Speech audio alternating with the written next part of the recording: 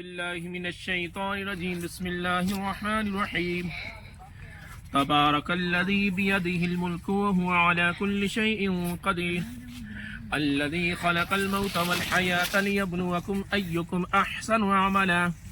وهو العزيز الغفور الذي خلق 7 سماوات طباقا ما ترى في خلق الرحمن من تفاوت فارجع البصر هل ترى من فطور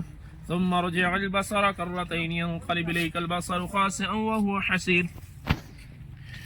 ولقد زينا السماء الدنيا بمصابيح وجعلناها رجوما للشياطين وأعتدنا لهم عذاب السعير وللذين كفروا بربهم عذاب جهنم وبئس المصير إذا ألقوا فيها سمعوا لها شهيقا وهي تفور تكاد تميز من الغيظ كلما ألقي فيها فوج سألهم خزنتها ألم يأتكم نذير قالوا بلى قد جاءنا نذير فكذبنا وقلنا ما نزل الله من شيء إن أنتم إلا في ضلال كبير وقالوا لو كنا نسمع أو نعقل ما كنا في أصحاب السعير فاعترفوا بذنبهم فسحقا لأصحاب السعير إن الذين يخشون ربهم بالغيب لهم مغفرة وأجر كبير وأسروا قولكم أو اجهروا به إنه عليم بذات الصدور ألا يعلم من خلق وهو اللطيف الخبير هو الذي جعل لكم الأرض ذلولا فامشوا في مناكبها وكلوا من رزقه وإليه النشور أأمنتم من في السماء أن يخسف بكم الأرض فإذا هي تمور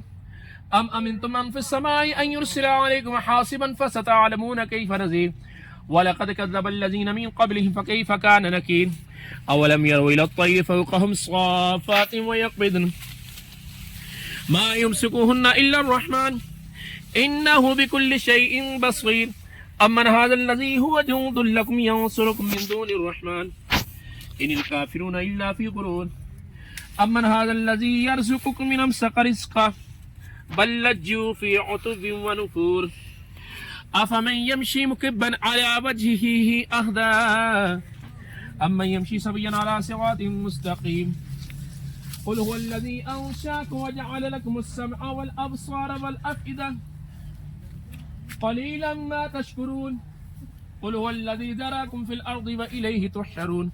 ويقولون متى هذا الوعد إن كنتم صادقين قل إنما العلم عند الله وإنما أنا نذير مبين فلما رأوه زلفة سيئت وجوه الذين كفروا وقيل هذا الذي كنتم به تدعون قل أرأيتم إن أهلكني الله ومن معي أو رحمنا فمن يجير الكافرين من عذاب أليم قل الرحمن آمنا به وعليه توكلنا فستعلمون من هو في ضلال مبين قل أرأيتم إن أصبح ماؤكم غورا فمن يأتيكم بماء معين